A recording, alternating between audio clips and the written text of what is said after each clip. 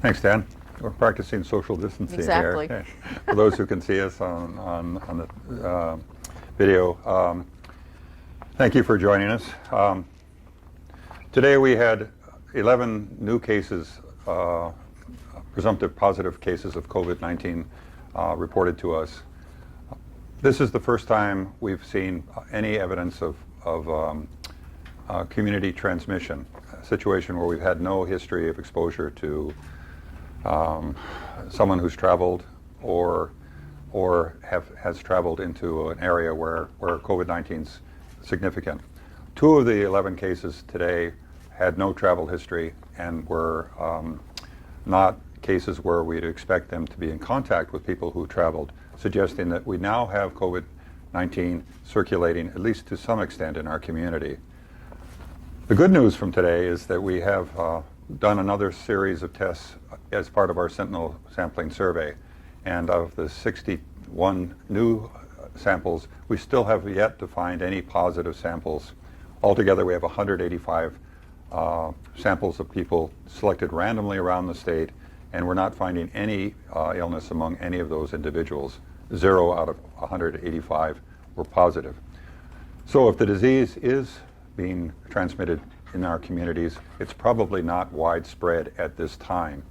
But this is a time to take everything we've been saying very seriously.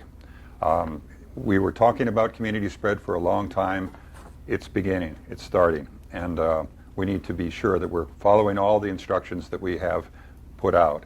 You need to maintain social distancing. You need to be sure that you're following the directions that we're providing on hand washing and avoiding large crowds, and all the other things that we're saying everyone should be doing. It's not just that it might happen, it is happening now. So time to step up and take what we're recommending seriously. We are in the process of discussing with the governor's office and others additional measures that could be taken to assure that we're doing everything we can to prevent the spread of COVID-19 in our state. And this includes both restricting travel to Hawaii, as well as being sure that if it gets here, we're doing what we can to prevent it being circulated. I'm going to ask Dr. Park to discuss the current cases that we're looking at as much as we can, tell you about those cases. Again, let me emphasize one thing. These are just reported today. We're still investigating all these cases. We don't know a lot about the exposures that may have occurred, so please keep that in mind. We want to share with you what we know, when we know it, and not to delay on that. Again, we'll share what we do know. Sarah? Yeah, so our focus continues to be on investigating these cases to protect our community, to make sure we have relevant information to guide our efforts, our recommendations to our governor and to other leadership regarding appropriate mitigation measures, protection, as well as public health guidance. And so at this point, I would say that even as we do not have full information on cases, we are going to continue to provide the relevant information to protect our community and so that you may be informed. So as far as the new cases is concerned, as Dr. Anderson has said, we know that 2 individuals out of the 11 do not have any travel associated with them. They either did not travel or did not have any association with anyone who has traveled, as far as we are aware at this time. So it does suggest that we have at most, or at least, I should say at least, localized community transmission. These 2 persons are not associated with each other and are on the island of Oahu. So we know at this time, and quite frankly, I'm not surprised because of the fact that we have our population is so dense here. This is the highest risk area, frankly. Remember, this is person-to-person respiratory droplet transmission. The closer people are together, the higher the risk, and so we do need to keep in mind the social distancing measures that we have been recommending. So again, these two persons are on Oahu. The others have traveled. There are a couple family units among them and among the others, and there is 1 child among the new cases. And I think that really is the relevance here, is to just, and what I would take away from that is to understand that although the vulnerable population remains the older individuals and those with underlying illness. It's a reminder that anyone can be infected. So again, social distancing and of course hand washing, all the appropriate hygiene measures that we've been recommending are important. Let me say a word about testing, because I think there's a lot of issues and concerns about testing today. The department's ability and the community's ability to be tested has improved dramatically since the private labs have come online. At this point in time, essentially anyone who has symptoms can go to a physician, and if the physician feels it is it appropriate, can be tested for COVID-19. There are 3 private labs that are either testing now or planning to test in the very near future. These 11 results we got today were all from our private laboratories testing system, and today we've collected well over 1,000 samples from those laboratories, and we are now finding illnesses associated with people who are not as seriously ill as some of the previous cases that we've talked about. We're much better able now to determine the prevalence of the disease in our community. It's very possible in the past some individuals were falling through the cracks and we weren't identifying them because they didn't have serious illness. At this point in time, though, I'm confident that we have the capability of doing tests on everyone who the physicians feel should be tested. Having said that, we need to be judicious about how we use our supplies. We don't want to be out there testing people who are asymptomatic. It's a waste of everyone's time. The individuals who are tested need to be symptomatic if we expect them to be positive. Otherwise, it's a waste of resources that are precious. Already there's been a shortage of some supplies in some areas. Across the country and across the world, people are finding shortages in personal protective equipment, in ventilators, and lots of other medical supplies that are going to be desperately needed in months to come. We assume this problem is going to get a lot worse before it gets better, and we do need to be sure that we're using the resources we have wisely. Let's take our first question. Thank you, Dr. Anderson and Dr. Park. Our first question from KHON2, please.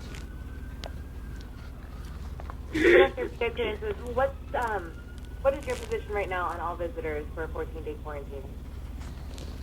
We've been discussing with the governor's office a number of options as it relates to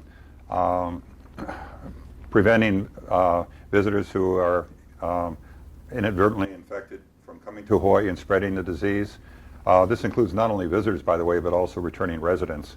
Keep in mind that many of the cases we've seen are returning residents who have been to places like Las Vegas or New York or Florida or other places where the disease is far more widespread than it is here.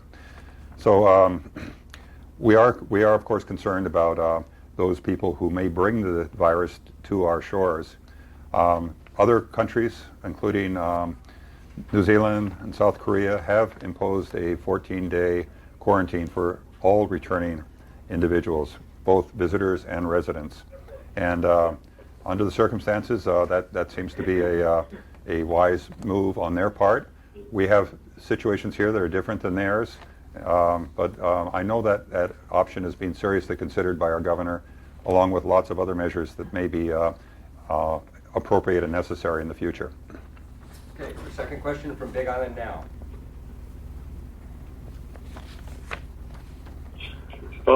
Bruce, I'm just curious, have you recommended a mandatory lockdown to the governor, and is that being considered? I mean of everyone.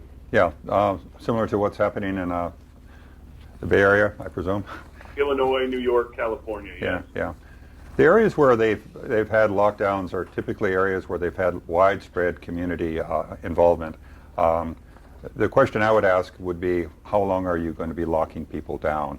One thing I think we've all come to realize watching what's happening around the world is this is not a 2 or 3 week situation. We're talking about months, and a lockdown would imply that it's going to be temporary and it's going to be ending, and then we can let everyone out of the shelter, if you will.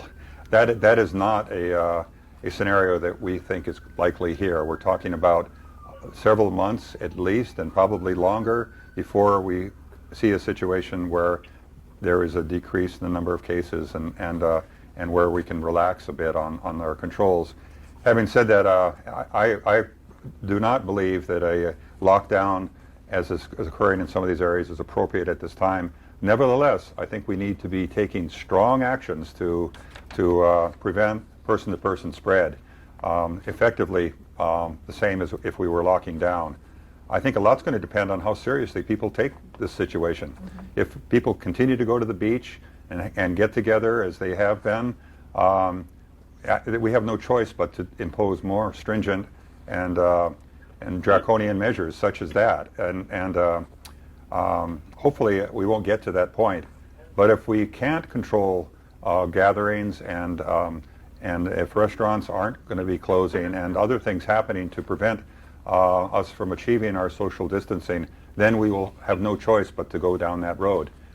I think the next few days is going to be critical in our determining whether or not what the governor has mandated and others have mandated, including the mayors, are going to be effective.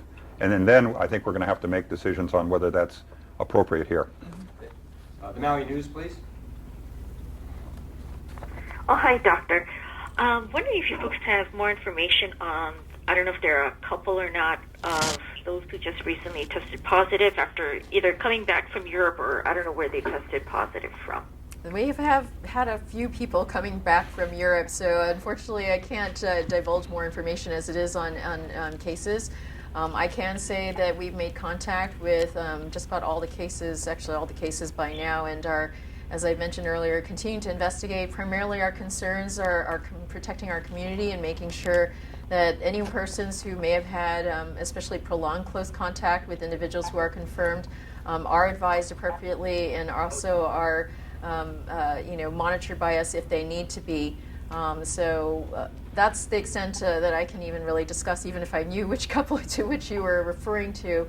For those people who are confirmed, hopefully, and actually for those people who are tested at all, whether it's through the clinical labs or through our state laboratories, please keep in mind that you're being tested because you're sick, and we are recommending social distancing. We are recommending that if you are sick, please stay at home, keep your distance from others while you wait for your result. So, again, social distancing is really, really important, and keeping our germs to ourselves is really important. Okay. Civil B, please.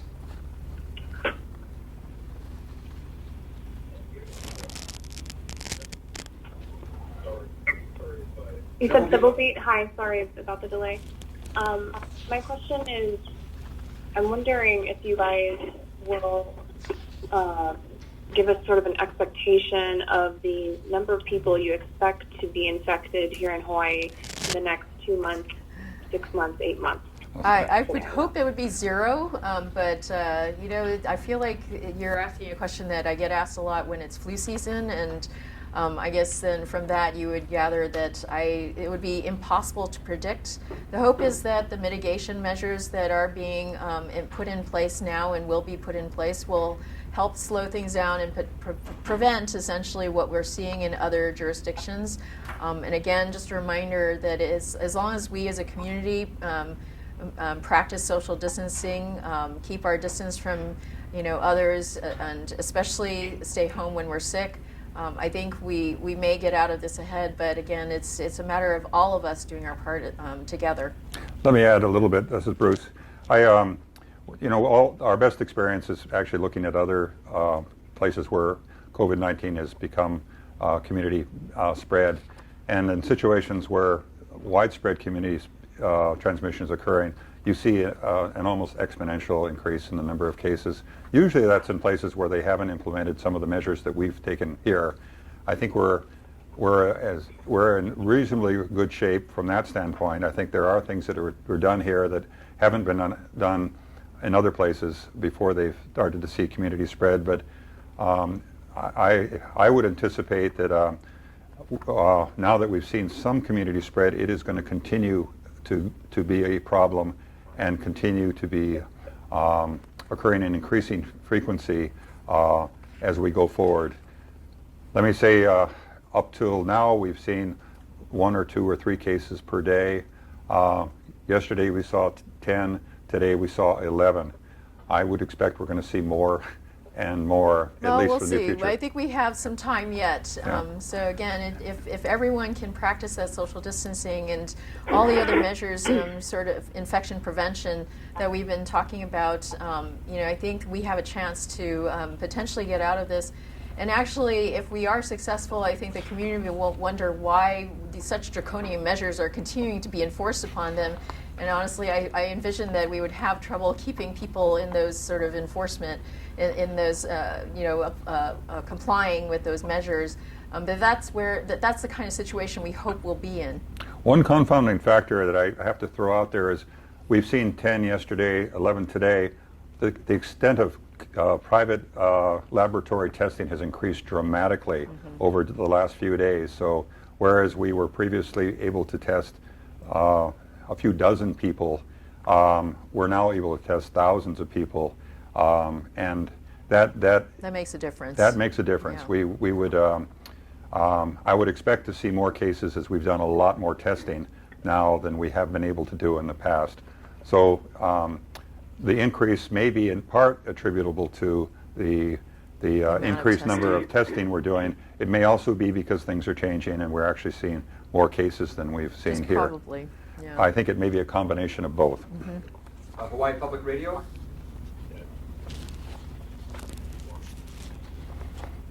Hi, thanks so much.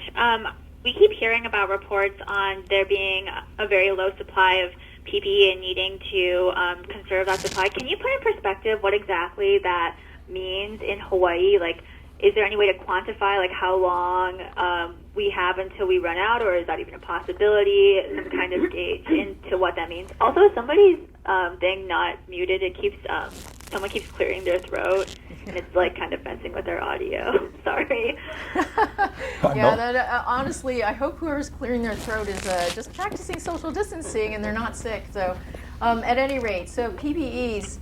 It's actually not a really easy thing to really truly quantify down to the last day or the last week, but I will say that a couple of the hospitals and facilities have commented that they're grateful. The Strategic National Stockpile, some allotment will be made available to states because it will be very sorely needed, because at the current burn rate, what we call the burn rate, so the current use of the PPEs for care of patients. And keep in mind that we use those same PPEs, masks, gloves, eye protection, not just for COVID-19 infected patients, but also for patients infected with other respiratory pathogens or for other conditions, immunocompromised persons, to protect them from all of us, from regular issues. So we're having to use those PPEs for all those things, and at their current burn rate in a couple of the hospitals, they say they could be out within the next couple of weeks. So some of them say they're good for the next month. That's not really a great sort of a situation we want to be in, obviously, because when we're talking about pandemic, we're looking at months of this. So we really need to think about conserving our PPE supply, masks, gloves, gowns, eye protection. Those are really very important. We in Hawaii are actually better off than most places in that we have caches of supplies put aside for this day, for days like today where we may need them. The Hawaii Hospital Association is been organizing this program where in strategic locations associated with most of our major medical centers, we have equipment and materials put away that include protective equipment, eye protection, and other supplies that are essential for responding to infectious diseases. That's the supply we can draw on immediately, but even after we do that, if we can't find replacements, we're going to be needing to bring in additional materials and equipment to be able to deal with the problem that many other states are now struggling with, where they have few hospital beds available and the equipment, respirators and so forth, are very hard pressed. Mm-hmm. Many hospitals are canceling elective surgeries in order to preserve equipment and supplies for COVID-19 cases. That's true in New York and in other states where the disease is much way ahead of where we are now, but we could get there very quickly. And of course, our efforts are being focused on identifying where we can get additional supplies now to augment the the resources that we have available to us today. Okay. Star-Advertiser? Sorry, that was me clearing my throat. I apologize. So we've taken photos of tons of people at Waikiki Beach and those hiking at Cocoa Head. They've not been 6 feet apart, and that was just like a few days ago. Should we assume that we're all carriers and keep distance from grandparents and others? I mean, what do people assume, that we're all potential carriers at this point? It's not a matter of assuming you're all carriers. It's trying to make this a regular practice, especially in Hawaii, where we tend to come together very close, we hug each other. It might be a little bit more difficult for us to keep this in mind. And so it's really trying to make it second nature as part of our social practice to keep distance. Because when you do not have symptoms, you're not infectious. But the thing is, we can't predict when you might start to feel ill. And so it's really taking that precaution to keep distance from each other, so that you don't have to worry about, well, did that person know when they started to feel ill, or you yourself, that, oh, I might just start to feel ill, but oh, it's probably nothing, and you keep associating with other people. So this is really to try and prevent that circumstance where you accidentally, you didn't mean to, you were in close proximity to other people. So really trying to encourage everyone to think about social distancing, keeping that distance. As far as hiking outdoors, being out on the beach, those are actually good activities. Being outside in the wind, especially with our usual trade winds, when our usual trade winds are blowing, that's a good thing actually in terms of helping to prevent disease transmission. But again, you still need to keep that social distancing. So while I think Dr. Anderson and I would encourage people to exercise and be outdoors and such,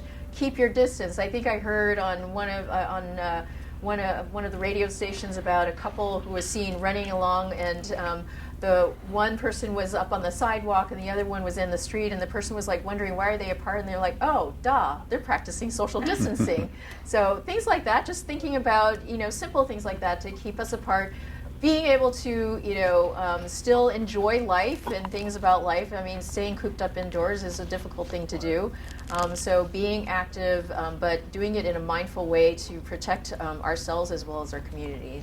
Let me say also that we haven't experienced beach closures and other actions that have been taken in other jurisdictions where COVID-19's been a problem.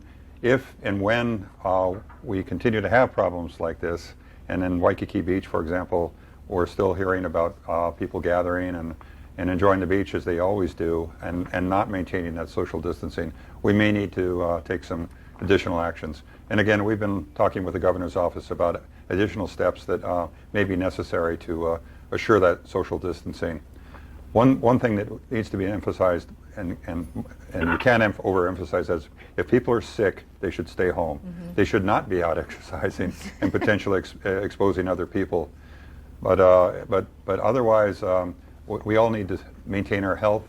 We're in this for the long run, and being healthy is going to be, I think, important to build the resilience we need as a community to fight off this disease. I want to say, and I won't compromise any other questions. I want to say a little bit about mental health too, because I think that's an important consideration for all of us. We go home and we watch TV and we see story after story about COVID-19, and honestly, for many of us, it becomes very depressing and causes a lot of anxiety. I would strongly recommend that people not dwell on what's happening everywhere, and take a few breaths, stretch, get some exercise, and meditate. Take care of yourself. You need to eat well-balanced food. So far, there's no problem with getting food. People panic about it, but the food supply is not compromised here. We should have fresh vegetables and other good, healthy foods. Make sure you're eating those and keeping your body healthy. You need to talk to others. And honestly, talking about your concerns and anxiety you have is always helpful, and something we'd encourage. Share your feelings and experiences. I think this helps a lot for everyone. And also recognize that feeling stress and anxiety in this type of situation is only natural. It's not you. I think everyone here feels that. And again, I wouldn't hesitate to share it with friends, loved ones, and others. That they may be feeling relieved to be able to talk about it too. So take care of yourselves and keep yourself healthy. Hawaii News Now. Hey, Bruce, a little earlier you said that, at least as far as the general public, testing people who are asymptomatic would be wasting resources. Now, were people without symptoms given COVID tests at the state capitol yesterday after Senator Nishimura tested positive? And is that a new standard for all potential cases of contact like that, or was this a special case for some reason because the capitol is kind of a closed system, I guess? Yeah, I went down there and I actually saw the lines lining up and talked to the physician who was doing some of the counseling and sample collection. And he assured me that he was only testing people who were symptomatic, but he was also getting histories on all those others who were coming through, so that if they became ill, he would be able to then expedite the sampling. That is not typically what's done, but in this case they did take the initiative to set up a screening program that I think is under the circumstances appropriate and necessary. Again, I would have supported a program like this wherever we had a potential cluster of cases. Certainly people needed to know what to do if they became ill, and it was an opportunity to talk to them about where they should go if the symptoms developed. We, of course, are following up on the close contacts, and that will continue. And maybe, Dr. Park, you could talk a little bit about where we are on that investigation and response. Yeah, so we are working with both the House and the Senate to identify those individuals who had specifically prolonged close contact with the individual, because obviously those are the people at highest risk, or at even medium risk. Actually, the people at highest risk to any individual who is confirmed positive would be the household. Because if you think about it, those household members are always in that close, intimate contact with the person. Those are the highest risk. The next risk are those people who may have had some prolonged. Should I stop and wait? We're getting some might wanna interference here. Someone put themselves on mute, and we'll pick up in a minute. Yeah. I hear someone talking about Haima. Please mute your phone. Okay. Too big. Too big to email to yourself. Yeah, Hello, can you please mute yourself? Hello? Whoever's talking about emails. I think they heard us. Where was I? Oh no. Okay, I heard a click. We're probably okay. Sarah, I think you're going to have to go back and talk a little again Yeah, I about think how so. you're handling close contacts and so forth. So a reminder about who is at risk when we're investigating. What we're really always focusing in on is who are the really true close contacts of individuals. So the highest risk to any person who is confirmed as positive for COVID-19 would be those members in the household. The next risk might be those who have prolonged contact, are not household members, do not have that intimate contact. So, for example, someone who maybe had a conversation, face to face with someone for about 30 minutes or so, that might be what we would categorize as medium risk. And so, these are the types of things as examples of what we're looking for when we investigate, and we're working with the House and the Senate very closely regarding this person's close contacts to ensure that all persons who need to be advised are advised appropriately, that they're monitored appropriately, and if there are ill persons who have symptoms consistent with what we would expect for COVID-19 are tested appropriately. KITV? Yes, sorry, I had to be very careful to not hang up on you again. Director Anderson, you've referenced a couple of times the extra actions that you may take if people are not keeping their social distance. You just mentioned it a couple of minutes ago when addressing all the people bunched up together outside. If people continue to go to the beach and get together, we have no choice but to impose more stringent measures. Would you mind elaborating what you think those measures might be? Can you hear me? Yes, I can hear you. Well, I'll give you an example. If for example, Waikiki Beach continues to be an area where people congregate and are not able to practice social distancing, actions to close Waikiki Beach would be appropriate. I think it's going to be incumbent on the beachgoers and the property owners in the area to assure that doesn't happen. If it does, the state does have the authority to close beaches and will do so. That applies to many public areas. The city and county has taken, I think, very bold action to restrict and limit the opportunity for group meetings and other potential problems by closing public parks. Normally I would say that's overkill, and we shouldn't be eliminating the opportunity for people to go jogging or to exercise if they can maintain social distancing. But I think in this situation they considered the picnics and other things that might happen in the parks, and the fact that the restrooms would be closed, and making that decision. We don't want to go there if we can help it. I think it's good to have people have the opportunity to get out, walk their dog, to go hiking, swimming, fishing, surfing, doing the things they normally would do. But we certainly don't want people to be exposing themselves to others or have them exposed to individuals who may be ill. So I think we're going to have to take this on a case-by-case basis and see what the community's reaction is, in part after they hear that this is beginning to be community spread. I mean, this is a time to ramp it up. It's starting, and we need to be sure that we take this situation very seriously and practice the social distancing, stay at home when you're sick, and all the other things that we've been preaching for a long time. Okay, MauiNow.com. Sorry, somebody is keep continuing to talk on the line. Somebody else. Yeah, if everyone could check and be sure you're Stop muted that. on your phone with *6, please. We're gonna wait for a few seconds just to make sure everyone does that. If you're talking, we can hear you. So. Okay, Wendy, I think we're clear. Go ahead. MauiNow.com. Wendy, you better hit *6 now. You can talk. Hi. With the majority of cases being visitor impacts, there's some concern in the visitor industry of people working at the hotels about their employer not implementing that safe distancing. Who do they contact? Who do they communicate with to make sure that their employer is following the guidelines as well? Well, I think many of the employers have actually taken very positive actions in that regard. If someone is being recalcitrant or insensitive to the issues, I would suggest that they contact someone at the health department and we can follow up. I don't want to get dozens of calls from different people. Obviously, I would hope that they would talk to their employer about the situation and urge that they take action to implement the social distancing that is necessary before they call anyone.